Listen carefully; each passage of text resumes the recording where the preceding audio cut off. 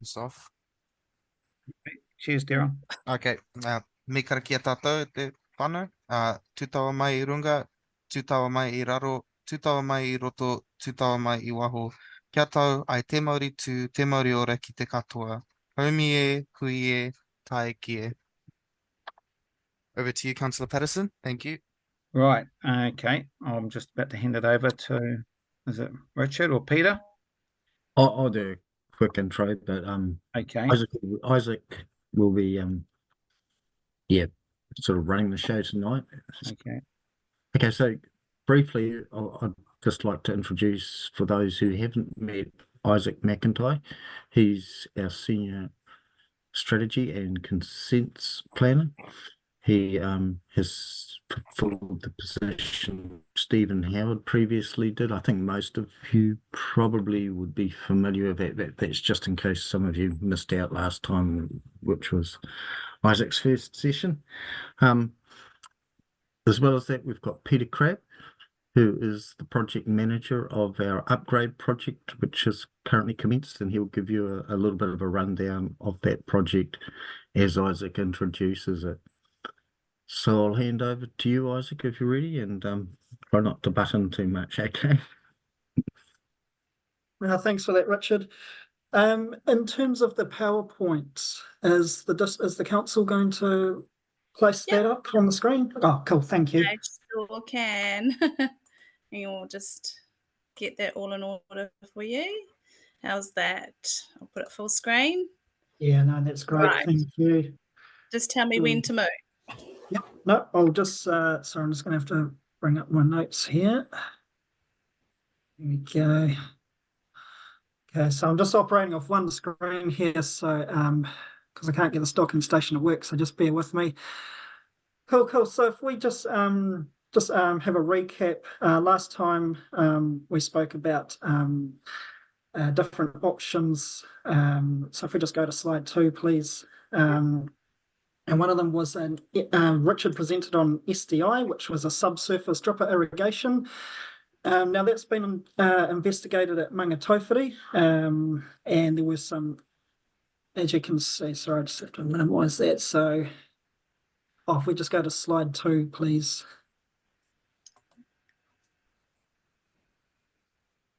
I think it's frozen, Sarah. Oh, okay. Can you all see the beginning page, right? Yep.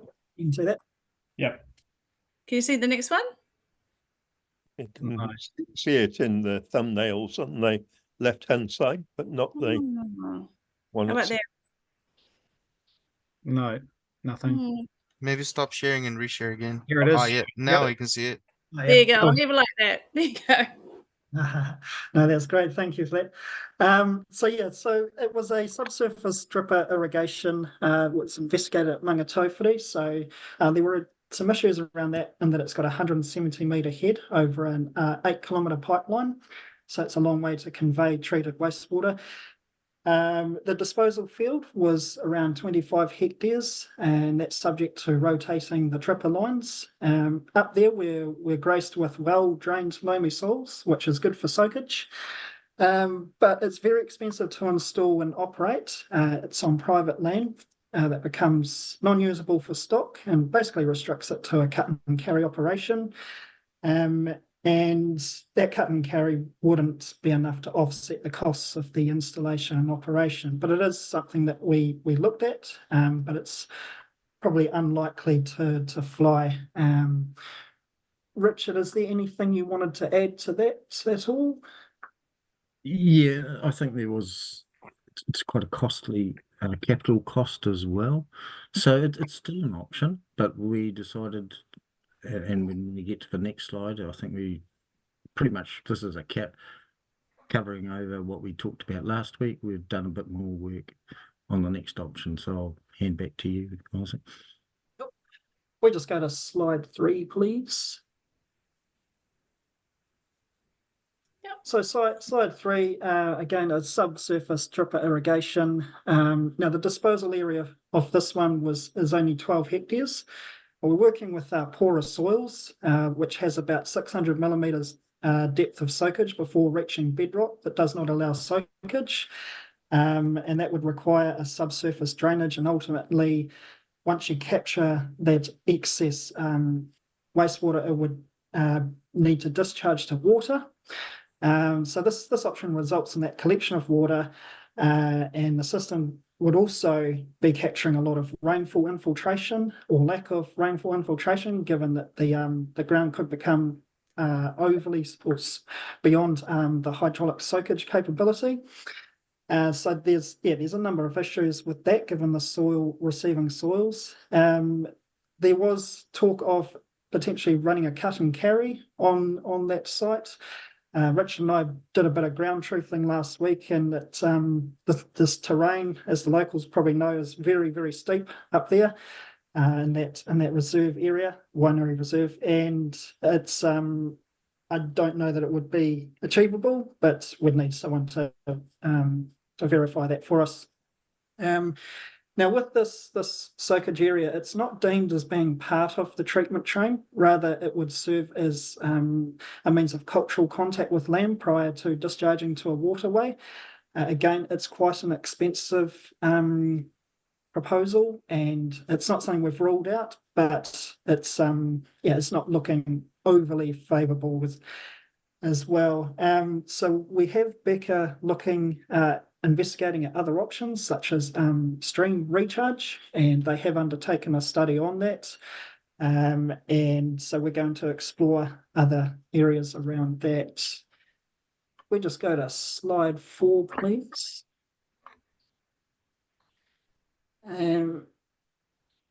So slide 4. So as we pointed out in the last meeting in December, the upgrade tender for the new MBR plant was awarded to Apex Water. They are currently on site undertaking pre-construction works with a hive of activity. So you'll see numerous vehicles going in and out.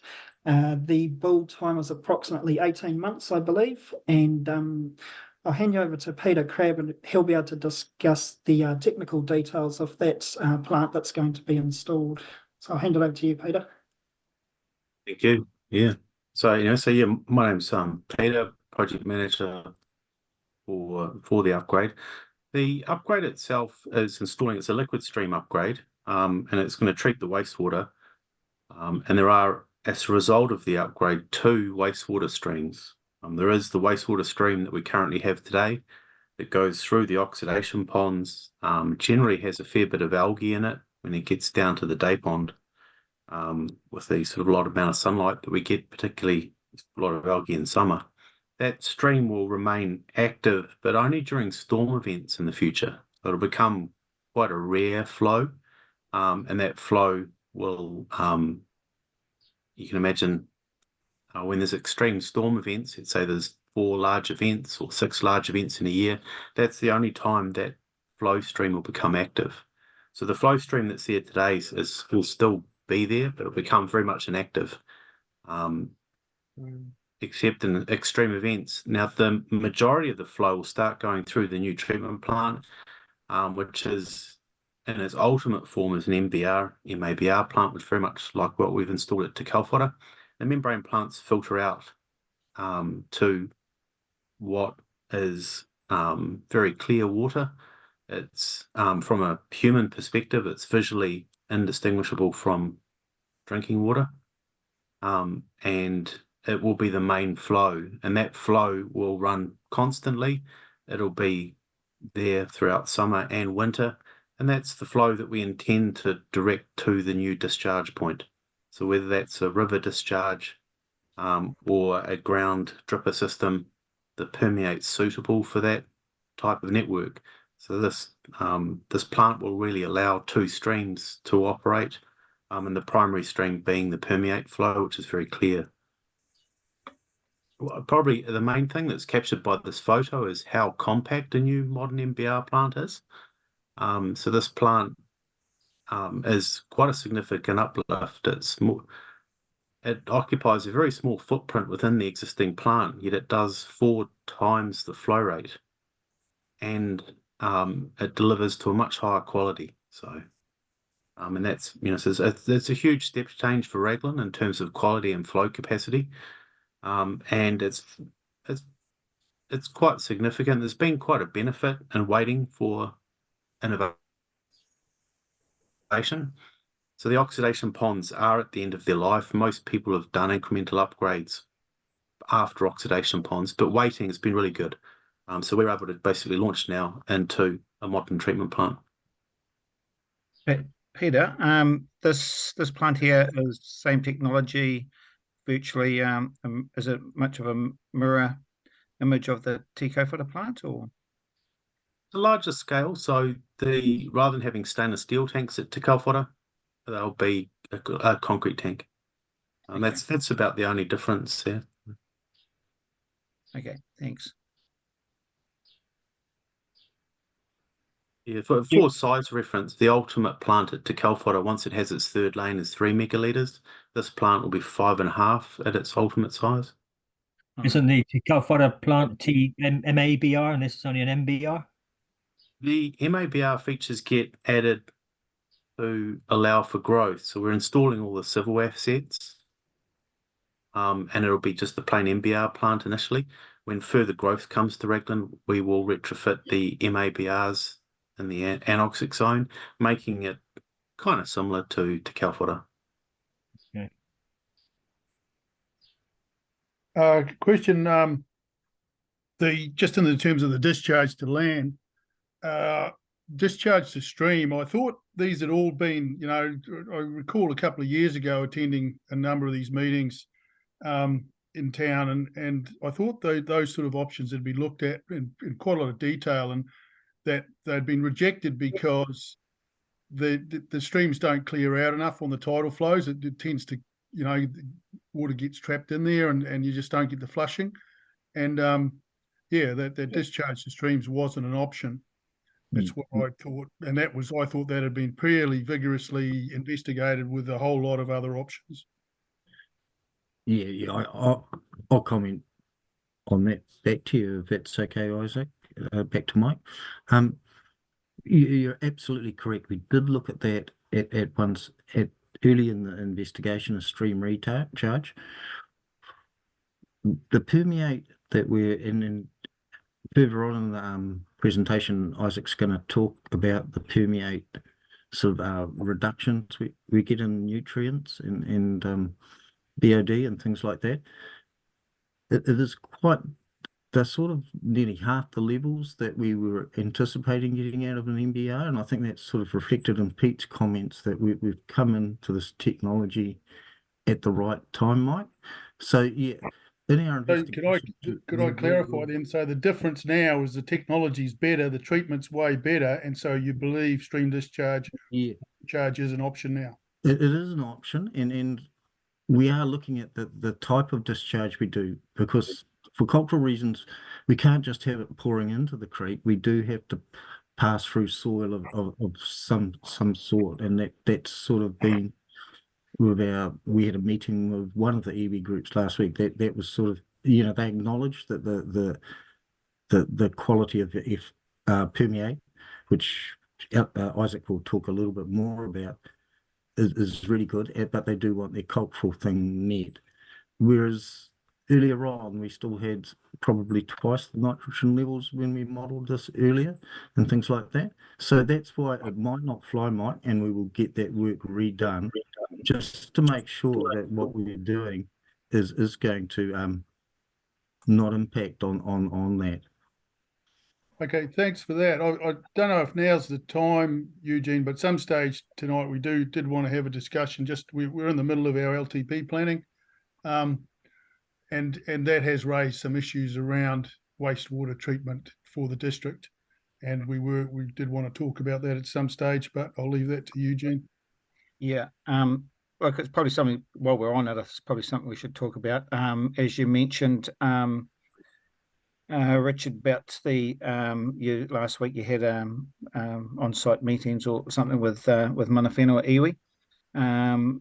Interesting to hear how that went, because as Mike said, we have had the last 2 days of pretty intense LTP discussions, and affordability is a huge issue. So land-based discharge in Raglan and Te Kaupara, and discussions that happened many years ago, actually, when it first started, was around the old oxidation ponds, the old systems. Now we've got high-tech, state-of-the-art treatment plants.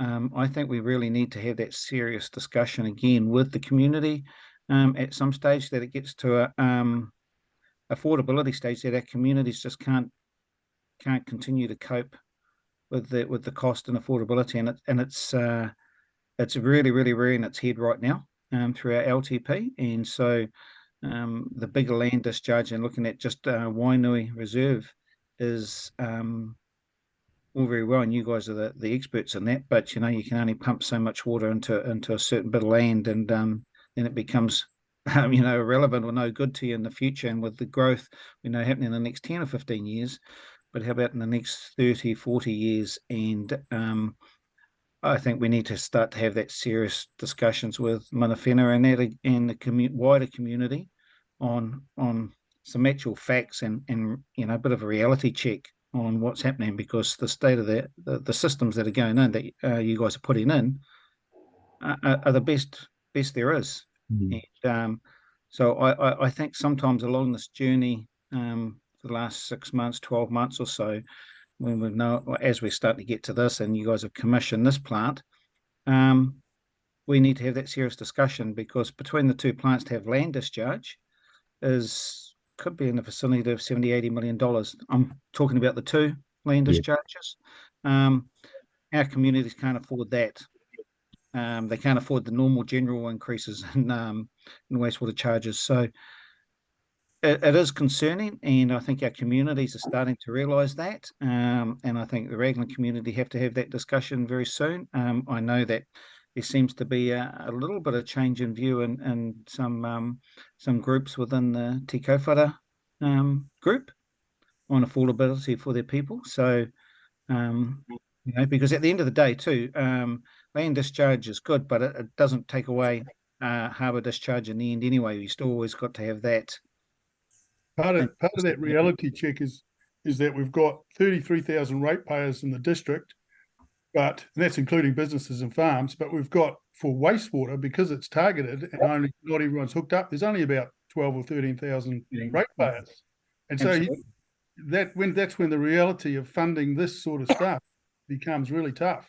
Yeah. You know? Yeah. Isn't this a nationwide issue that you would leave to local water done well?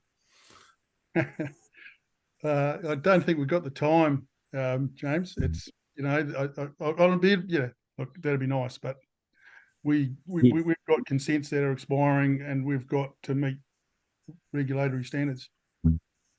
Richard, did you want to reflect on the conversation that we had with Angelina and our conversations we've had in the office, or do you want me to leave that? I think Eugene is obviously aware of the discussions we've had with down in TK, and the latest discussion we had in Raglan very much reflects awareness among iwi groups of the costs, and an acknowledgement that the treatment has improved a lot.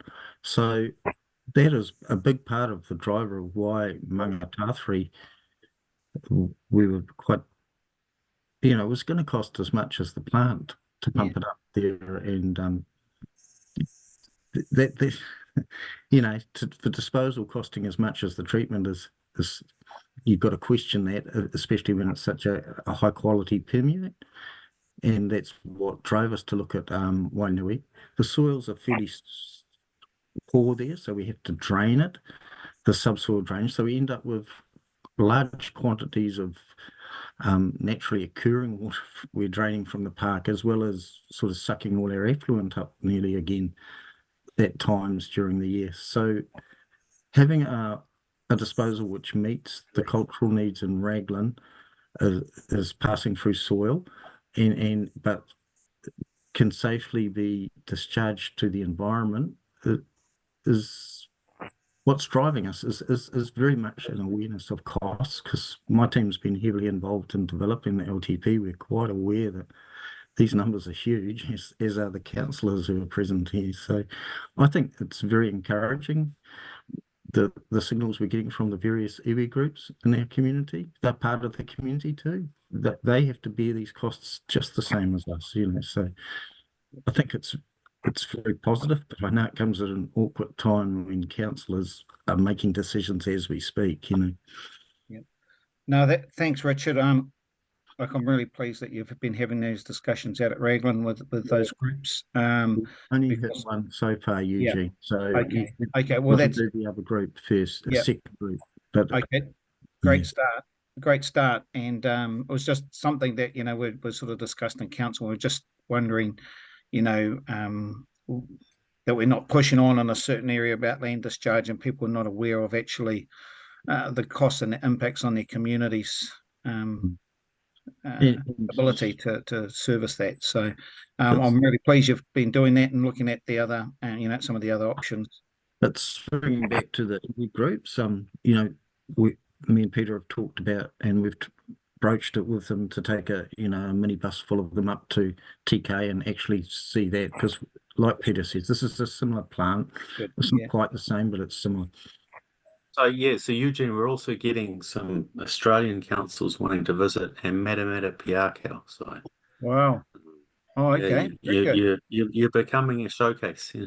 Yeah, the plant that Peter's built at PK is definitely it's a pretty much a first for New Zealand, isn't it, Peter, as far as taking full stream?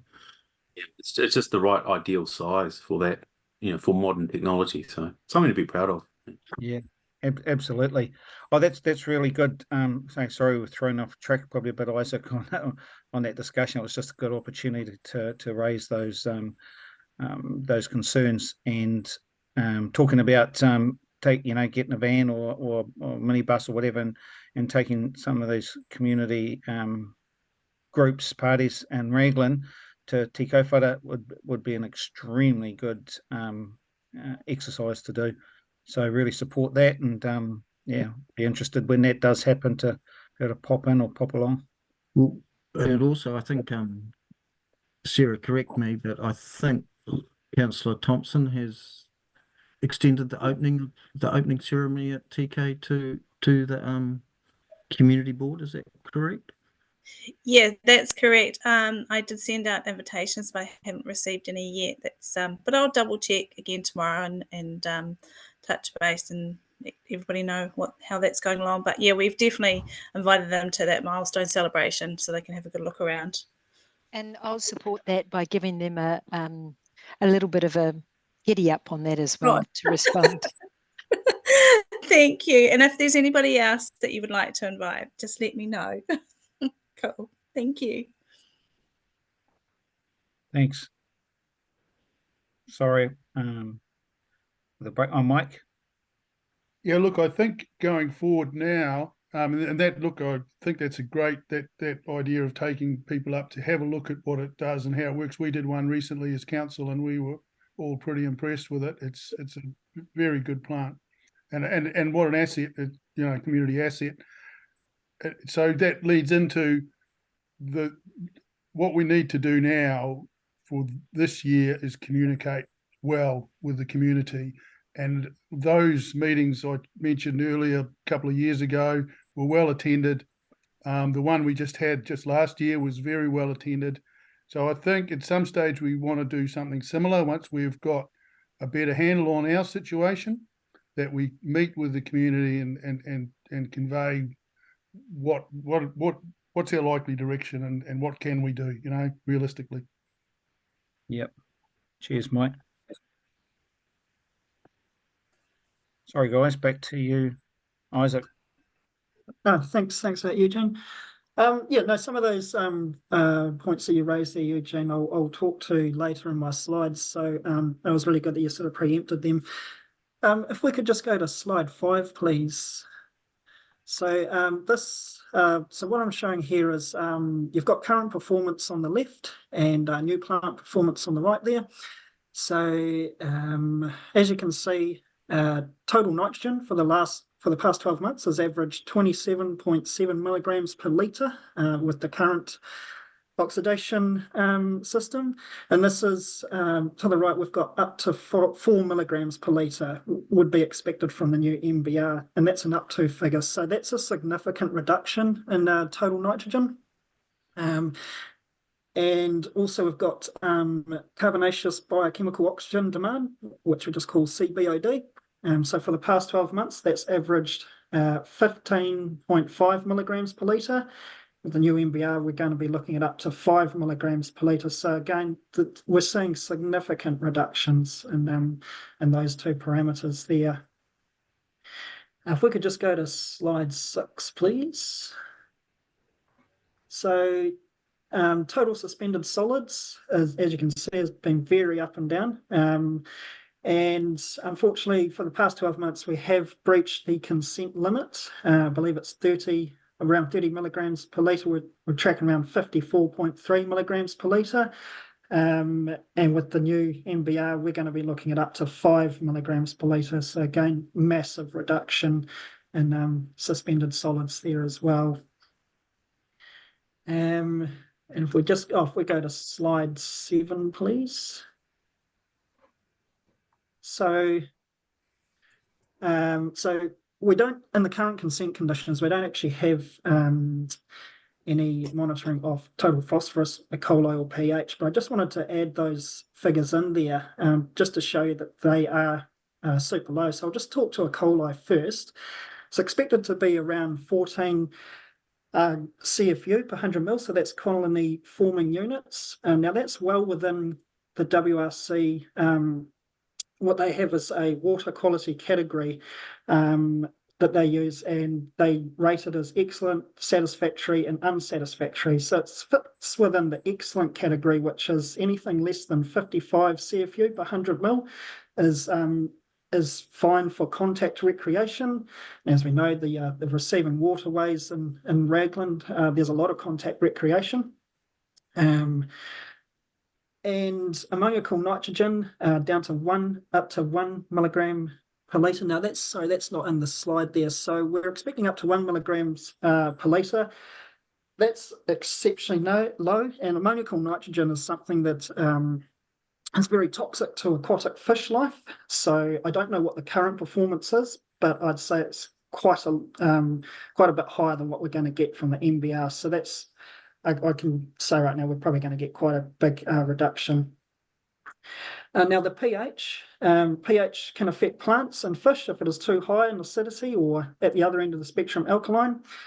The MBR plant is expected to produce a pH of between 6.5 to 8.5, and again that is well within the WRC water quality guidelines, and it's rated as excellent. So that's great. And another thing I just wanted to talk about was reduction in emerging contaminants. So this is an area which is quite new. So as we're getting more, people using pharmaceuticals, personal care products, other household chemicals, a lot of these older treatment plants, such as the current one that we've got now, are not fit for removing those contaminants. And it's actually something that's not currently regulated under New Zealand legislation. So we've got various regional councils around the country adopting their own monitoring methods through their new generation regional plans and recent resource consents. As I say, it wasn't something that was really looked at up until in the last few years.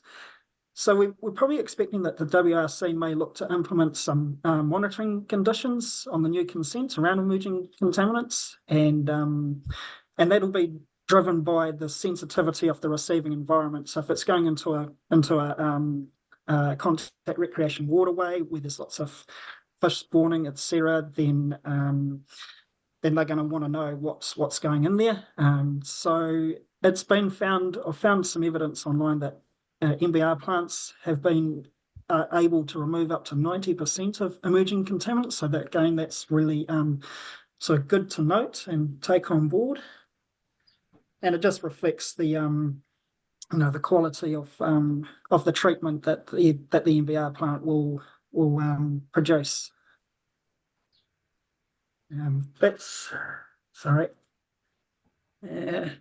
And also, yeah, that also covers microplastics removal as well. That's another matter of concern. So there's been studies where fish are consuming microplastics. It's affecting their endocrine systems. There's all sorts of issues out there. And again, this new technology will remove a vast majority of that. I can't quantify exactly how much, but we will be able to, hopefully in due course.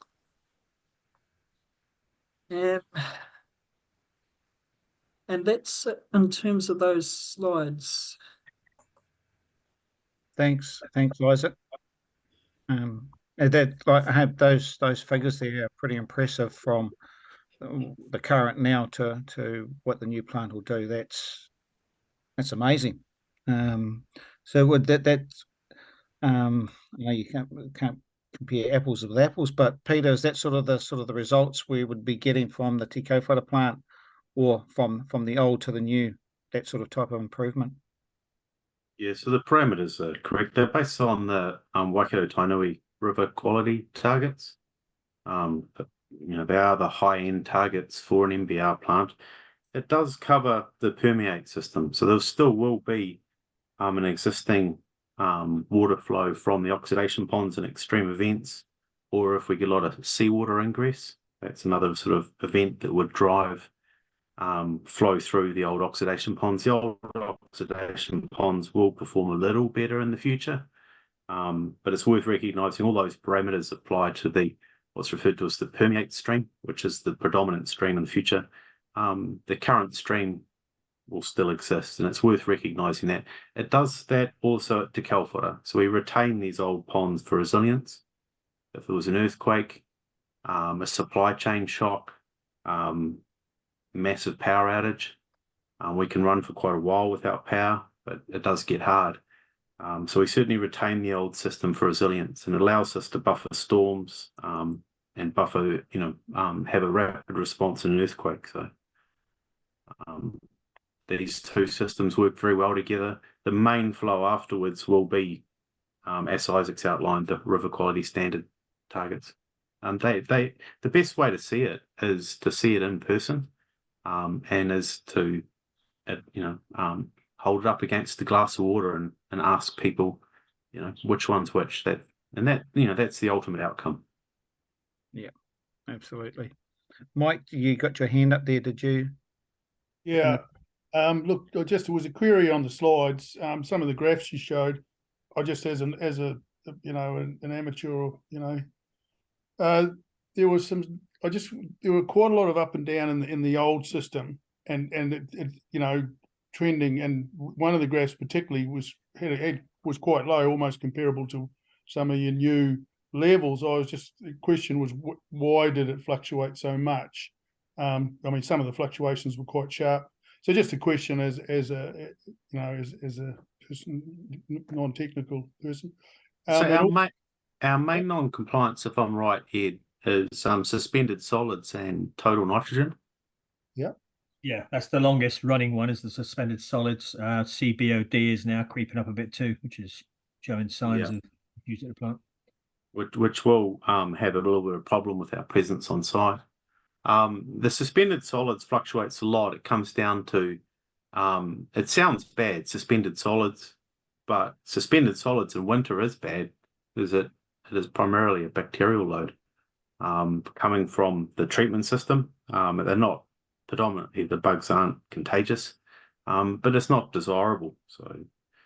But in summer, a lot of it's algae. You've cleaned the water, and because it's got nitrogen and phosphorus in it, it's algae, which is a new form of life. It's growing, but it contributes to the suspended solids. So you can get quite significant swings in it. And so we find our non-compliances in suspended solids is predominant throughout summer.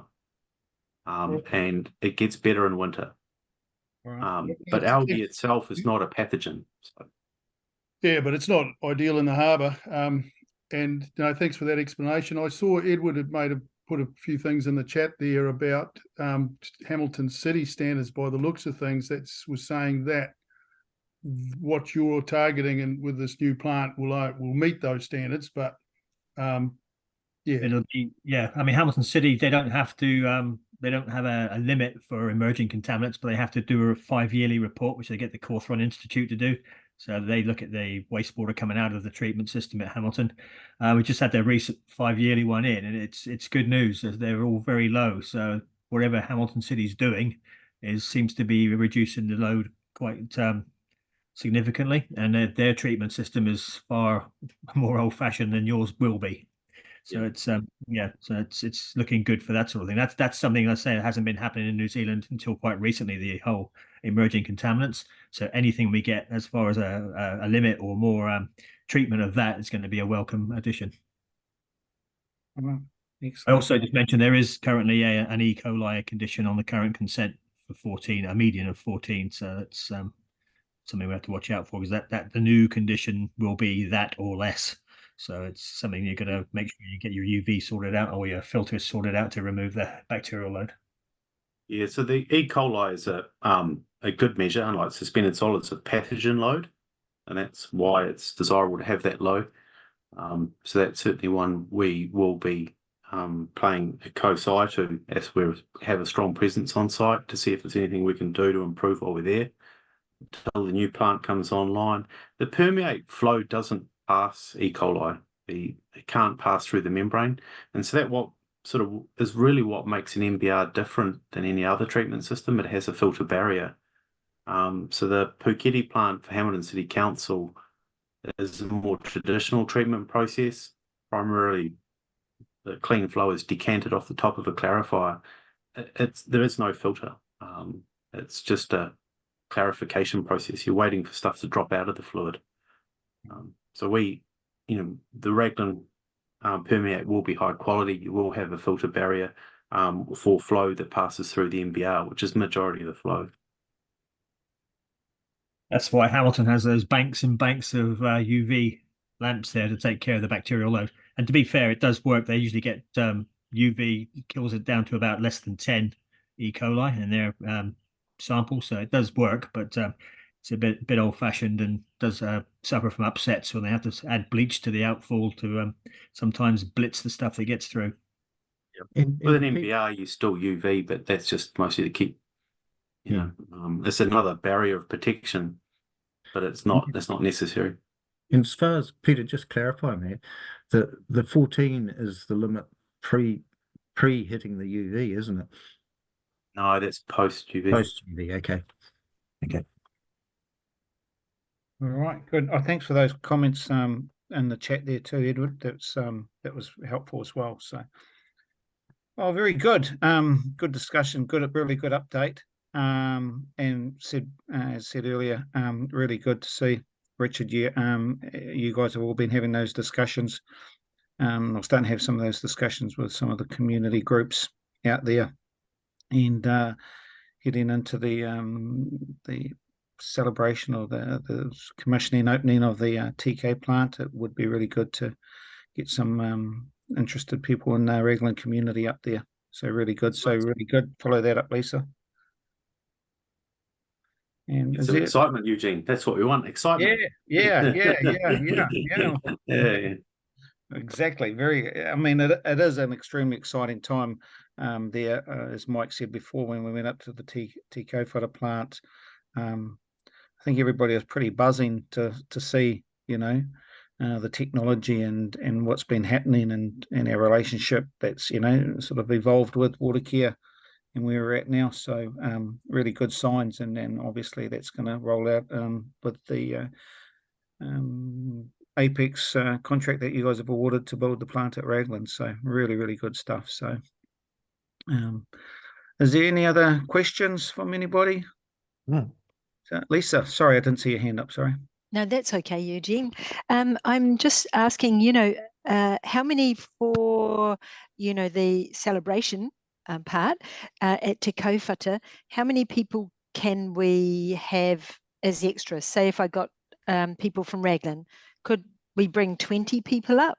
Or, if I knew key people in the community to come and carpool, would that be okay, or would that be too many? 20 is fine, Sarah. Well, we can accommodate 20. Yeah, that's absolutely fine. And we actually have some transport leaving again from I've I've got the minivan again, and there's a car going up also, so people can go transport up that way as well. But yeah, just keep me posted. Let me know who wants to come along. I haven't done any of the catering, and I'll just keep Peter in the loop, so they know how many people are going to arrive. Yeah, it's no worries. It's working out how many scones Matthew's got to make. Yeah, well, that's it. Yeah, double for him. You haven't tried my scones before, obviously. Matthew, you were a chef in a past life. Come on. Yeah. Can't hide Yeah, that one. it was another life a lifetime ago. Alrighty. Look, thank you, everybody.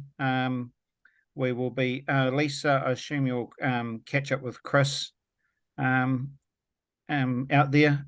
He's always part of this group, and real advocate for where we're going or what we're trying to do. So I'm sure you'll touch base with him and give him a bit of an update. And he does get our slides and our reports as well. So thank you, everybody. Can I ask how it went over Christmas?